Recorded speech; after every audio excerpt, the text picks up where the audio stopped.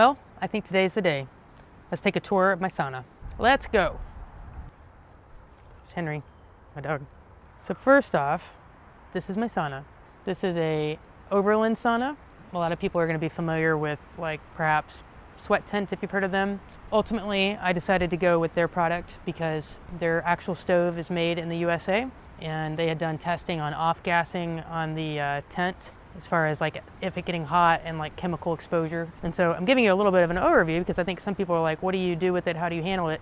I actually built a platform of this on pallets, so I didn't have to do anything except for get it level. And I put a non-treated plywood over the top of it to connect it all. So as it gets hot, again, the chemical of treated wood is not going to be off-gassing into it when it gets hot. We've had this sauna now for about 15 months. At the time, they weren't selling this top cover, so I did buy that top cover, and it worked fairly well from Sweat Tents. But it just helps from a rain perspective because this is a breathable fabric. It's not waterproof. It's not supposed to be. It's supposed to allow air and gas and moisture diffusion to go through it. And so little things that I did is I had these rubber mats that when I used to have it on the deck, I just moved them over here. So in winter when it's snowy or it's kind of, Ohio rainy season, you're not stepping in kind of a mud pit. You have a little bit of a barrier, and over time sometimes, grass can kind of grow through, etc. Things to make your life easy if you decide to do this, in my opinion. Have something to put your ashes in that's easy to access and easy to dump out. Have some type of trunk where you can keep stuff so you're not running in and out unless if you have this outdoors and it's not by your garage, etc. So in here I keep my starters, bug zapper thing, but mostly just my starters, and then when it's warmer I'll keep my little micro torch out here too. But when you keep it in the cold for too long, the butane has a hard time, so I keep that in cooler months or unpredictable months where the weather's still changing. I keep that in the house and I bring it out here. If there's something in the sauna that I want to not store and I don't want to carry it out or I don't want to forget, it's just nice having something to easy keep everything there right there. All right, this guy has 3 windows. Let me just open them up so you can see them. All right, okay. So now you can see. It's pretty nice. It's good light, I'll tell you, in winter, to kind of help get it heated faster. Oftentimes I'll just open this one window. One thing that happened over time, and you can see it here, just things to think about if you're thinking about getting a sauna, is this plastic cracked. But as a last ditch effort, because I didn't really want to rebuild this entire frame, and I got some tent and vinyl repair, like a really high quality, and was able to kind of team it up again. That's one thing just to kind of keep in mind. And so we do keep these covered. As you can see, this is pretty clean for 15 months. So if we're not in here, these things are up protecting the plastic as much as we can. So I have these things lashed down again. So we keep this up year round. The only time it has partially collapsed was actually from the weight of snow on here. So that's an easy thing. If it's snowing, you just take your brush. I just didn't think about it. Take a big broom if you want to and just pull the snow off, and then less chance of it collapsing or having an issue. Because where this vents out the top, the heat vents out up the top, I needed something that would keep an airway so it didn't get flapped down. So I just had these old pieces of rigid foam insulation from another house project that I did. And I just will stuff one up there, and that allows the air exchange. Okay, and so what do I mean by the air exchange? Let's go around the other side real quick. So these are little leftover tiles I had from doing the floor and the inside that I got from IKEA. So over here, this is where the intake air comes in. And so this is always open. It's got a little cardboard thing underneath here that kind of pushes it open easily. And so air comes in through here, and then it rises up on the other side like I showed you. So I have this lashed down in multiple points. I just got these extra lashing straps from Amazon. And so this thing is lashed down even on these side things. So if there was a really bad gust of wind on a side rather than just at the corners, I have it even from here, so hopefully it wouldn't shift so far and the wind really capture it and take it. Also, something interesting that I like about the Overland Sauna is you see this little kind of top cap, if you will. It goes like a T across the stovepipe. And they say it's an ember catcher and it helps decrease your risk of embers flying. If you live in some place where you get a lot of weather changes, wet weather, I think that that's really important to have something that blocks the potential of rain or snow coming directly down into the tent as well as directly into the stove, and worrying about rust. Okay, so let's step inside. So how I've organized my sauna is that A lot of people have a bench, and we started with the bench, and it was very nice, except for you want to relax when you're in the sauna. And if you're sitting on a bench, you have to like keep yourself upright. And so we actually got these chairs, and we have some more up on our deck from Costco, and they work wonderful for saunas. And we got those little tiny stools that you can see that are from Amazon, that a lot of people just use those to sit on in the sauna. We use that to actually prop our feet up, because part of the benefit of sauna is that, heat rises, and you can already see that the stove is already, about 6 inches off the ground. So you want to make sure that you're elevating your whole body towards this heat exposure to get the maximum benefit. That's what we have there. Instead of doing a bench, we have 2 chairs, and basically you just kind of cross your feet over. So here, and then we have a nice experience both ways for that. Now here's that vent I was telling you about here. So you can see where the hot air goes out. So you've got air movement from the bottom to the top, which is important. You want to keep your oxygen in here good while you got it sealed up. So a lot of people get uncomfortable and this thing can get very hot very quickly. If you use the right wood, and I'm going to tell you what the right wood is right now, which is you want to take a piece of wood, a log, and you want to split it down till it is like, just for perspective of my hand, so it is like this.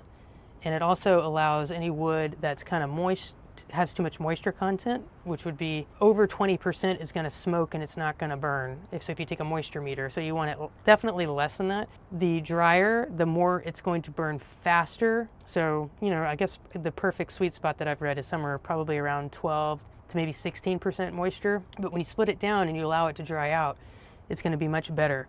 How you get any of these things hot, like really hot, is by dry wood, small wood, because it's going to burn, it's going to flame. It's called BTU. The higher the BTU, the faster, hotter it's going to be. So when I do this, I can get this thing, I don't even know how hot, but I can tell you I can start sweating within 5 to 6 minutes of coming in here after starting it appropriately. So coming out here in 15 minutes and sweating within 5 to 6 minutes of being in here. So this is and that doesn't matter temperature wise. If you've got the right wood, you can make this happen even if it's like 20 degrees out. Just keep keep the windows closed if it's super cold, because it's going to help with the insulation and keep it hotter in here, obviously. So I have, I have my extra little smaller sticks to carry in here, keep in here. But again, from Amazon, things that are useful, and you can probably get them elsewhere, but I got a bellow that can be very effective in, if the fire kind of dies down, if I wasn't paying attention and adding wood to it, it can help kickstart it very well. And then this is a wood carrier. And then some people are just super sensitive to like radiant heat exposure on their skin, like it actually hurts. And it is one of those things that you want to be careful about, because, for example, if somebody sat at an office desk all day and they kept a heater on underneath their legs, they can actually cause iron, hemosiderin deposits in their skin and get permanent skin staining, kind of red-brown. So you want to be cautious if you're doing this long-term, which I hope if you're listening to this, if you're considering about doing Finnish style sauna, which this is, and not infrared. I think this is very powerful, a very powerful methodology, FYI. So if you're one of those people that's very sensitive to radiant heat, this is what I figured out for me and my wife. So what I did is I got some paracord, some very thin paracord. It's maybe kind of hard to see, and I ran it from with a little aluminum clip up here, and it goes down and passes behind the cross tubing, and then it goes back behind it still, and then up into that corner, and I've got them on both sides. And the reason why I did that, and I've got this belay clip here, is because if you don't run it behind there, it's not going to pick a side. It's just going to sag really low and not stay where you want it to be. So if you look on this side, this is a little vent window. Again, because of weather and recent cool temperatures, I keep it closed, but you can open the outside, roll it up, and then this can actually unvelcro and give you more circulation too. So as you can see over here how it clips. So now if we go over here and clip the other side, and this secondary clip I just recently did, it used to be clipped over here too, and I added this one just so it was fast and less fumbly if we wanted to unclick it in an emergency or otherwise. This thing gets very hot, obviously, during sauna, so you want to wear your gloves when you're handling it if you have it up. And then this is a nomadic towel. I love nomadic towels. That's what we use on one of the chairs also. It's massive, and as you can see, it goes all the way across, and it just, keeping it kind of angled from over here, it does a great job in just blocking the radiant heat, that just burning, searing, skin uncomfortable heat. It just blocks it. So obviously you don't want to have it close because it could catch on fire, but from a utility perspective, and then just keeping it super easy again, I have some small clips that just clip on here. So again, in an emergency, if we needed to take this down or otherwise, we just fast unclip and it's off, and it's easy to wash, etc. Now, obviously, these bamboo chairs, these stools can get hot. So we have towels there. I just washed them. That's why they're not in here. But we have towels that we drape over the chairs, and that helps keep stinkiness low, so to speak. Really, it's not bad, but it is important in my mind to keep your towels washed, and you want to make sure you have a towel to, when you're sweating, you want to wipe off the sweat, because any toxins, anything that's coming out of you, if you don't wipe it off, your skin will resorb it. So as you're sweating, wipe it off. Don't be like one of those influencers who just nonstop just sweats and sweats and sweats and then doesn't actually remove it off their body. But we use little towels to roll across. So when you're sitting in this chair, your heels have something squishy, and also it doesn't get too hot on your heels. So that's what we did there. And I have a couple of little lights that you can see back there that are solar rechargeable, that if we're doing an evening sun, I'll put one there in the corner, and I'll put one over in the corner there too. But this makes a very nice perspective, a nice space on a sauna session. Like, your experience should be nice. This makes it really feel very, first of all, comfortable and not uncomfortable from the radiant heat, but it actually really makes this feel like a nice spa experience. And so a lot of times we'll keep our phone on the floor because the floor is the coolest place, and we'll just have sauna music or spa music going, and it's really quite nice. Again, real quick on this. So I went with the Overland Sauna because it is cold pressed steel rather than stainless steel, which means that the steel is supposed to be able to expand and contract with the heat, okay?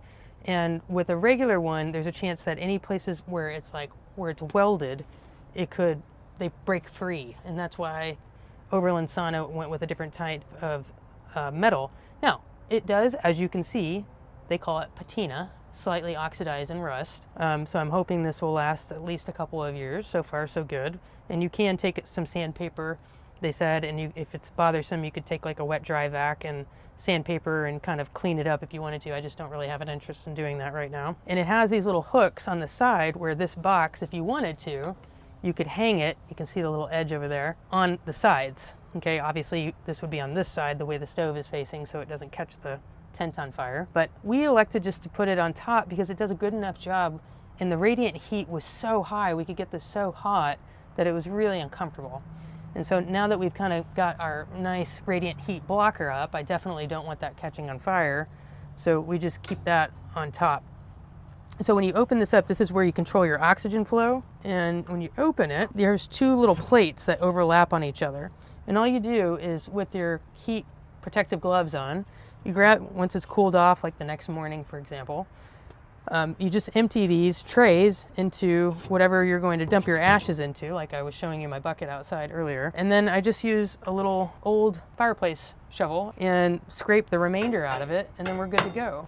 And all these little holes, and the way they've engineered this thing, it does such a good job being able to utilize oxygen. I think that's why it gets so hot so fast, so long as you're using the right type of wood, like I was saying. So again, you want to use really thin cut wood, so perspective wise, so you can kind of see, not big old logs. The more of these things that you're able to ignite, the bigger the flame, the hotter it's going to be, the faster. And more recently, I've been doing a lot of, instead of closing it and just relying on this, I just kind of keep it cracked like that. And again, it allows more oxygen to be pulled in and sucked back up through the stovepipe, and it does a great job. And these are stones that we also received from Overland Sauna. So they say to be careful about buying any of those stones off of Amazon because they can actually explode from the heat. So I would suggest that. But like I said, I decided to go with this instead of the sweat tent because this is an American-made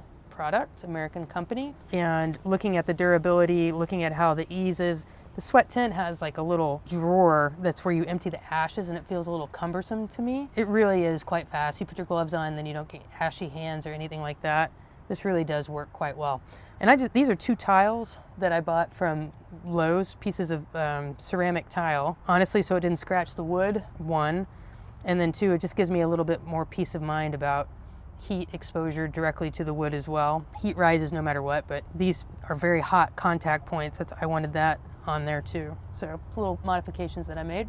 Now, one last thing, there's a little hook on the far side of this thing up here, and just recently the protective cover has worn through and it's poked a hole through, but I think I'm going to be able to fix that. But the cover, this all-weather cover and fireproof cover on the top of this thing, at the time when I bought it, I did buy that from Sweat Tents. I think it was like maybe $100. So it's not a big investment, but I do think it's really important for the durability and lasting. If you can keep the water running off of this, and keep the sun exposure off of it, it's going to last a lot longer. This takes a tremendous amount of the hit from the weather elements is the roof, and so that's why I did invest in that. I also think it probably helps trap the heat obviously a little bit better, so it does get this heated up a little bit faster too. I have runs where I'm in the sauna multiple days a week, and sometimes it's an accidental because of life. I'm not able to get into the sauna for a week or two. And I will tell you, I miss it when I'm not able to from a schedule perspective, and that's something I really want to work on in the future, because I feel so much better when I sauna. I sleep so much better. If we decide to have wine on a Friday or Saturday night, I feel like it is one of the best things to detox on Sunday before we reset the week, and we're not having alcohol Sunday through Thursday nights typically, unless it's a special occasion. It really is a great reset to your body. The sleep that I get, the recovery scores that I get from a night that I do sauna, like if I sauna during the day and then that night, are really always impressive to me. This is kind of a windy day, so you're seeing how well it's staying put where it needs to. Really all you need to do is 10 to 15 minutes is the recommendation, at least at 170 degrees Fahrenheit up to about 200, maybe 210. You want to be careful with any electronics, obviously. If you're bringing anything in, you need to put it on the floor. It's the coolest place near the perimeter. I put mine all the way over there in the back corner. My phone, glasses off because glasses get hot. You have to be careful with your watches. So depending on which chair I'm sitting in, I always have my watch on, but I have it on the opposite wrist further away from the stove. So even during sauna, I will switch it to the other wrist depending on where I'm sitting. I'm usually in shorts and my sports bra, so that way I can really sop up all of the sweat that I produce. Always make sure you have water for sure. I tend to use the prime packets, a half a packet and about 26 ounces of water, 24 ounces of water. Again, water bottle, I lay it down flat against the wall so it doesn't get too hot because it's metal, right? We don't want a bunch of plastics in here and worrying about microplastics in the water, that what we're trying to take care of, getting out of us any microplastics, whether through our sweat or through detox in our liver and our urine eventually. So I do use like a hydro flask water bottle is what I use. But, you know, I'm a child of the 80s, and so thinking about MTV, welcome to my crib, or welcome to my sauna. I hope you enjoyed the tour. I think it's important for people to see, if they're working with or see a physician who's not just talking about it and talking about studies, but like, what do you do it? How do you do it? What's your setup? And I'm really happy with the setup that we have here with our little radiant heat blocker, our chairs, being able to kick our legs up so our legs get, and our feet even get good heat exposure through the sauna session. It's the little things that make things great. And the more that you're willing to hack things and figure out what you like, the more you're going to use something, right? And so that's what the trunk outside is about, having an easy place to remove your ash and having a process for that. Systems make everything easier. So if you can find a sauna system process that works for you, I'd say go for it. Now, quick word on infrared sauna. So here's the thing. A lot of infrareds are touting the benefits of a traditional Finnish style sauna. It's not the same. And most people, their internal body temperature is not going to hit the temperature that a traditional Finnish style sauna, dry sauna, is going to do. So you're not going to actually get the benefit of it. So sorry for that heartbreak. And that's kind of common knowledge, but I feel like I should say it. Why did I go with a tent instead of a barrel? Well, one was price point, and two, I actually like, I'm standing in here, I'm about 5'5" or so, okay? And it goes higher, okay? I don't like feeling claustrophobic, and I love this because I've never felt claustrophobic in here. A lot of people will tout the portability and all that. I didn't want something portable that I'm gonna take down, whatever. I wanted something that when I wanted to come out after work or after working out, whatever, we had the sauna, it was set up and ready. So this is why this is mostly a permanent thing, as long as this thing will last, as it can be. But thanks for coming on my sauna tour with me, and I hope you find this informational, and I wish you well, and I wish you happy saunaing.